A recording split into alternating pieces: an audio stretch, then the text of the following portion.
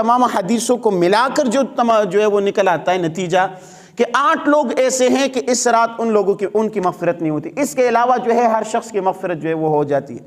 ان 8 چیزوں میں سے ہے نمبر 1 بغض کرنے والا، لوگوں سے بغض کرنے والا. اچھا یہ بغض کرنے والا بظاہر ہمیں یوں لگتا ہے کہ یہ ایک معمولی سی جو ہے کسی کے ساتھ آپ بغض رکھتے ہیں، ضد رکھتے ہیں، تو ہم بظاہر سمجھتے ہیں کہ یار یہ ایک معمولی سی بیماری ہے، اس سے کیا ہوتا ہے، کسی کے ساتھ میری طبیعت نہیں لگتی. تو بغض ایک الگ چیز ہے، طبیعت کا نہ لگنا الگ چیز ہے، بغض ایک الگ چیز ہے. ٹھیک ہے. کیمیائی سعادت ایک کتاب ہے امام غزالی رحمۃ اللہ علیہ نے، اس کے اندر لکھا ہے کہ بغض اکیلی بیماری نہیں ہے. بغض جو ہے جو شخص کسی اور کے ساتھ بغض رکھتا ہے تو اس کے ساتھ جو ہے وہ تقریباً 7-8 بیماریاں جو ہے وہ اور آ جاتی ہیں. نمبر 1، جس شخص کے ساتھ آپ بغض رکھیں گے اس کے ساتھ آپ حسد بھی کریں گے. حسد کا مطلب یہ ہوتا ہے اگر کسی شخص کے ساتھ آپ کا بغض ہے، آپ کہتے ہیں یار کہ اس کو دنیا میں کوئی مراعات نہ ملے، اس کو فلاں چیز کیوں ہے، اس کو فلاں نقصان پہنچ جائے، تو اس کے ساتھ آپ حسد بھی کریں گے. نمبر 1 بیماری بغض کے بعد یہ پیدا ہو جائے گی. نمبر 2 یہ ہوگی شماتت، گالم گلوچ، برا بھلا کہنا اس کے بارے میں. کوئی آپ کے سامنے اس کا ذکر کرے گا، آپ کو دفع کرو یار وہ فلاں فلاں گالیاں، 2-4 موٹیاں گالیاں آپ نکال دیں گے. ٹھیک ہے. بغض کے ساتھ یہ بیماری بھی آ جائے گی. اس کے ساتھ ساتھ جو ہے وہ حقارت، جس شخص کے ساتھ آپ جو ہے بغض رکھتے ہیں اس کو آپ حقارت کی نظر سے دیکھیں گے. وہ اللہ کا ولی کیوں نہ ہو تو آپ اس کو بری نظر سے دیکھیں گے. وہ اگر نماز بھی پڑھ رہا ہوگا نا، آپ کہیں گے یار یہ بڑا لوگوں کو دکھا رہا ہے. وہ کچھ بھی کر رہا ہوگا نا، آپ کہیں گے، وہ صدقہ کرے گا نا، آپ کہیں گے یار یہ ریاکاری کر رہے. تو اس کا ہر عمل آپ کو برا لگے گا. اس کو آپ گٹھیا نظر سے دیکھیں گے، ہم اگر اپنی الفاظ میں بولے حقارت سے دیکھیں گے. اسی طرح عدم سلام، آپ اس کو سلام نہیں کریں گے. جس شخص کے ساتھ آپ بغض کرتے ہو آپ کے قریب سے بھی گزرے گا، سلام کرے گا تو آپ پیشانی لٹکائیں گے، میں تجھے قتل کرنا چاہتا ہوں، تو مجھے سلام ہی کر رہا ہے. ٹھیک ہے. دل میں آپ سوچیں گے تو آپ سلام کو چھوڑ دیں گے. اور آپ وسلم نے فرمایا کہ سلام کو عام کرو، اس کو بھی آپ چھوڑ دیں گے. اسی طرح غیبت، جس شخص کے ساتھ آپ کا بغض ہو تو اس کی غیبت آپ کریں گے. کسی محفل میں اس کا ذکر ہو تو آپ کہیں گے یار اس کے اندر فلاں ہیں، وہ فلاں ہیں، وہ فلاں ہیں، تو بلا وجہ جو ہے اس کی غیبتوں میں آپ شروع ہو جائیں گے. اسی طرح اگر کسی شخص کے ساتھ جو ہے آپ کا تعلق نہیں ہے تو بغض رکھتے ہیں تو اس کا مذاق آپ اڑائیں گے، مسخرہ پن کریں گے کہ یار وہ فلاں، اس کو تو چھوڑے یار، اس کی تو فلاں ایسی ہے، اس کی لباس ایسی ہے، اس کی ناک ایسی ہے. تو ایک قسم کا مذاق آپ اڑانا اس کا شروع کریں گے. یہ بغض سے پیدا ہونی ساری بیماریاں بہت بڑا. اسی طرح بغض کے ساتھ ایک بیماری یہ بھی آ جاتی ہے کہ آپ کوشش کریں گے کہ اس شخص کو ستائیں. ٹھیک ہے. وہ اگر آپ کے محلے میں رہتے ہیں، آپ اس کو کہیں گے یار میرے گھر کے سامنے سے نہیں گزرنا، میرے گھر کے سامنے آپ نے کوڑا کیوں پھینکا ہے، فلاں فلاں. اس کو کسی بھی طریقے سے ستانے کا کوئی بھی عمل آپ کے ہاتھ آئے گا تو آپ اس کو ستانا شروع کریں گے. اور اسی کے ساتھ جو ہے یہ ایک سب سے بڑی بیماری اس کے ساتھ یہ پیدا ہو جاتی ہے کہ آپ اس کے حقوق کو سلب کریں گے. کہیں پر اس کے جو ہے وہ کوئی آپ سے پوچھے یار اس کا یہ فلاں چیز ہے، اس تک پہنچاؤ، آپ کہیں گے یار وہ تو ہے ہی نہیں. ٹھیک ہے. اس کے ساتھ کوئی بھی اس کے حق آپ ادا نہیں کریں گے. تو یہ بغض رکھنے کی وجہ سے بہت ساری بیماریاں پیدا ہو جاتی ہیں. تو اسی وجہ سے کہا کہ بھائی کسی مسلمان کے دل میں کسی اور کے لیے بغض نہیں ہونا چاہیے. اس لیے میں ہمیشہ آپ لوگ کو کہتا ہوں نا، کسی کے بارے میں دل میں کوئی بات آ جائے نا تو جا کے اس سے کہہ دو، اس سے کہہ دو کہ بھائی یار آپ نے یہ کام کیا تھا، اس وجہ سے میرے دل میں آپ سے جو ہے وہ یہ کام آپ نہ کیا کریں. ہو سکتا ہے کوئی بات آپ نے اس کے بارے میں غلط سنی ہو اور وہ آپ نے غلط سنی ہو سکتا ہے آپ نے کہیں اس کو دیکھا ہو، آپ کا اس کو جو ہے وہ نظر کا دھوکا. ایک بزرگ سے کسی نے پوچھا کہ ایک شخص کو آپ شراب پیتے ہوئے دیکھے تو آپ کیا کہیں گے؟ کہ ایک شخص کو آپ دیکھ کے اس کی داڑھی سے شراب ٹپک رہا ہے تو آپ کیا کہیں گے؟ آپ یہ کہیں گے کہ اس نے شراب پیا؟ اس نے کہا میں یہ کہوں گا کہ اس نے شراب پیا ہے، میں یہ نہیں کہوں گا، میں کہوں گا کہ کسی نے اس کے چہرے پر شراب پھینکا ہے. اب حسن ظن رکھنا چاہیے ایک بندے کے بارے میں. ہاں اگر کسی بارے میں آپ ان سے پوچھیں، تفصیل طلب کریں تو آپ کے دل میں جو کٹک ہے وہ ختم ہو جائے گی، وگرنہ ایسے بغض کی بیماری اور بیماریاں بڑھتی جائے گی. اس لیے میں ہمیشہ کہتا ہوں یہ چیزیں دل میں بغض کسی کے لیے نہ رکھو.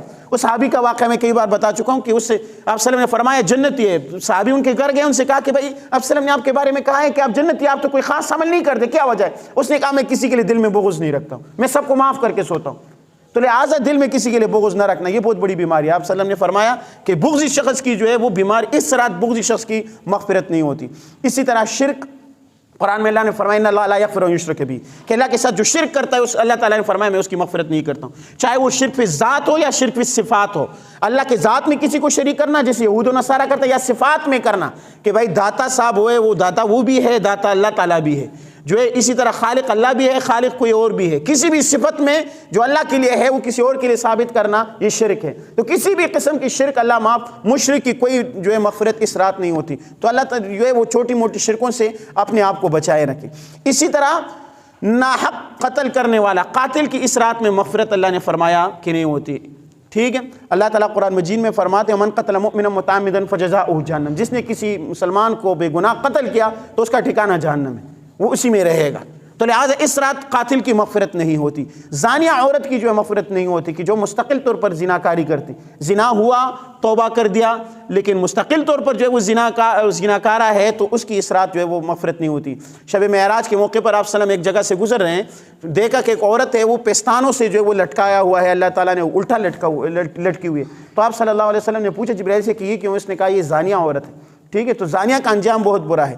اسی طرح قطع رحمی کرنے والا، میں مختصراً عرض کر رہا ہوں، رشتہ داریوں کے ساتھ تعلق توڑنے والا، اللہ تعالیٰ نے فرمایا، رسول اللہ صلی اللہ علیہ وسلم نے فرمایا اس رات ان کی مغفرت نہیں ہوتی. اب بات تو دیکھو تو صحیح کہ سب لوگوں کی مغفرت نہیں ہو رہی ہے اور رشتہ توڑنے والے کی مغفرت نہیں ہو رہی ہے. ہم چھوٹی چھوٹی باتوں پر جو ہے اس نے مجھے جو ہے وہ شادی میں بلایا تھا لیکن وہ فلاں جو سوپا تھا نا اس میں اس نے فلاں کو بٹھایا تھا، مجھے جو ہے کرسی پر بٹھایا تھا، اس نے میرا اس کے ساتھ تعلق، یہ بھی کوئی بات ہے؟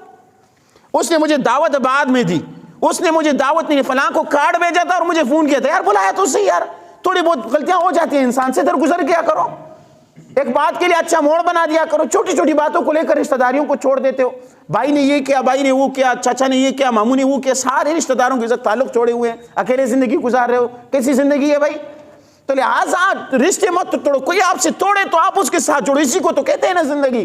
کوئی آپ سے تعلق توڑے آپ اس کے ساتھ جوڑو. آپ صلی اللہ علیہ وسلم نے ان کے ساتھ بشارتیں دی ہیں. لہذا قطع رحمی کرنے والا، آپ صلی اللہ علیہ وسلم فرمایا لا يدخل الجنت قاطع، رشتہ توڑنے والا جنت میں ہی داخل نہیں ہوگا. فرمایا مسبل، شلوار کو نیچے لٹکانے والا، چاہے جان بوجھ کرو، اگر تکبر کے لیے لٹکاتے ہیں جو آج کل فیشن بنا ہوا ہے، ٹھیک ہے. اور عجیب معاملہ ہے نا، عورتوں نے جو ہے وہ شلوار ادھر تک پہنچا دیا، اب وہ فیشن بن گئے، اور مردوں نے جو ہے وہ نیچے پہنچا دی، یہ فیشن ہے. کون سی بات ہے یار؟ کہاں کی مسلمانی ہے یہ؟ ہر وہ چیز جو سنت کے خلاف ہو اس کو فیشن بنا دیتے ہو، یہ تو عجیب سی بات ہے. تو لہٰذا اور یہ چاہے وہ پینٹ شرٹ ہو یا شلوار ہو آپ نے اوپر ہی رکھنی، چاہے آپ پینٹ شرٹ پہنے، کوئی گناہ نہیں ہے، کوئی گناہ نہیں پینٹ شرٹ پہننے میں. غیروں کا لباس سے نہیں پہننا چاہیے، اپنا لباس پہننا چاہیے سنت کے مطابق، باوقار لباس. لیکن اگر آپ پہنتے ہیں تو کوئی گناہ نہیں ہے، لیکن یہ ہے کہ آپ نے اس کو جو ہے اوپر رکھنا ہے. اور اگر آپ تکبر کے لیے نیچے کرتے ہیں تو یہ گناہ کبیرہ ہے.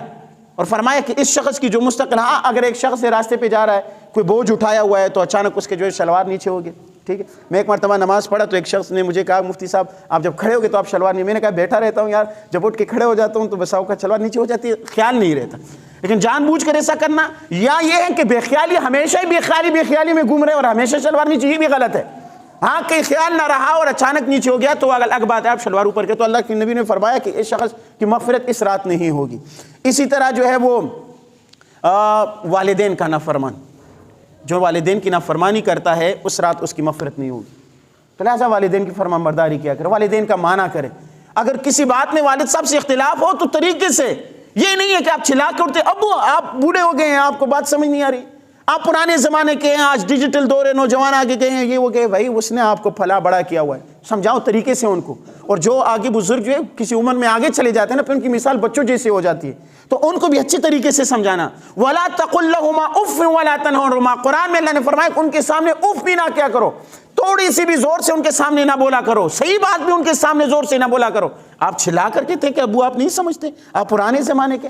تو لہٰذا والدین کی نافرمان اس رات سوچ لو، مغفرت اس کی نہیں ہوگی. اسی طرح 8واں یہ ہے کہ مستقل طور پر شراب پینے والا، اس شخص کی جو ہے وہ اس رات جو ہے وہ بخشش نہیں ہوگی. اس شخص نے پی لی شراب، توبہ کر لیا، جو ہے وہ معافی مانگ لیا اللہ سے، ٹھیک ہے، لیکن مستقل طور پر جو شراب پینے والا ہے تو لہٰذا اس رات میں اس کی جو ہے وہ مغفرت نہیں ہوگی. اچھا شب برات کی رات، اس رات جو ہے وہ فضیلت اس رات کی.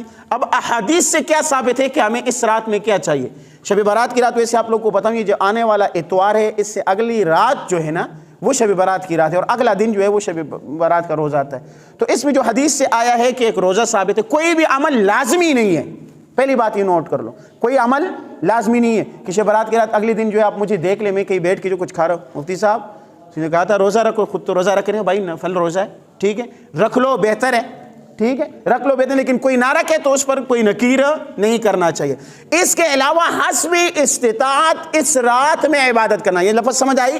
حسب استطاعت عبادت کرنا کہ جو آپ کو آسان لگے. آپ نفل پڑھ سکتے تو نفل پڑھیں، آپ تلاوت کر سکتے ہیں تو تلاوت کریں. اس کے علاوہ جتنے بھی کام اس رات میں ہوتے وہ سارے بدعات ہیں، وہ سارے قرآن اور حدیث سے ثابت نہیں ہے. مثال کے طور پر آتش بازی کرنا اس رات میں، یہ تو گناہ ہے، یہ تو ابزار ہے، ٹھیک ہے، اور ابزار کے بارے میں اللہ کے قرآن میں فرمایا کہ شیطان کے بھائی ہے۔ اسی طرح مساجد میں آ کر اجتماعی طور پر جو ہے وہ نفل پڑھنا، باجماعت نفل پڑھنا کہیں سے ثابت نہیں۔ صلاۃ تسبیح کو لازم سمجھنا کہ اس رات میں صلاۃ تسبیح ہی پڑھنا ہے، نہیں۔ صلاۃ تسبیح میں بعض لوگوں کو بڑی دقت ہوتی ہے پڑھنے میں، تو دقت والی عبادت نہ کیا کرو کہ بس آپ گن رہے ہیں اور اللہ کی طرف دھیان نہیں ہے اور اپنی جو ہے گنتی کی طرف دھیان ہے۔ ٹھیک ہے، صلاۃ تسبیح پڑھنا چاہیے، لیکن وہ پورے سال میں آپ کسی وقت پڑھتے۔ اس رات ایسی عبادت کرو جو آپ دل سے کر سکتے ہیں، اللہ کی تسبیحات کرو، نفل 2 رکعت پڑھو، 4 رکعت پڑھو، تلاوت کرو۔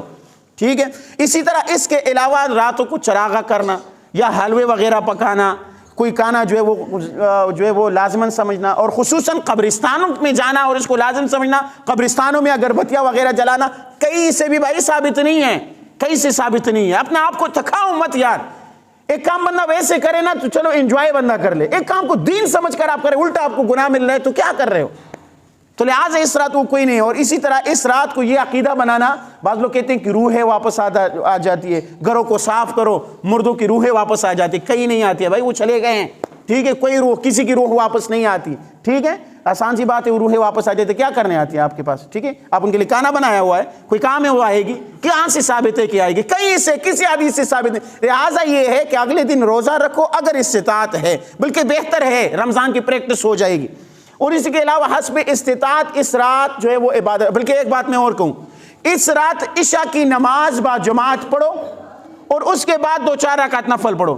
اس نیت سے سو جاؤ کہ رات کو اٹھ کر 2-3 بجے جو ہے وہ قرآن کی تلاوت کروں گا، 2-4 رکعت نفل پڑھوں گا۔ اگر اٹھ گئے ہو تو بہتر ہے کہ رات کو اٹھ کر 2-4 رکعت نفل، لیکن یہ نہ ہو لازماً یہ عمل ہو کہ صبح کی نماز آپ با جماعت پڑھیں، ایسا آپ کو مل جائے گا۔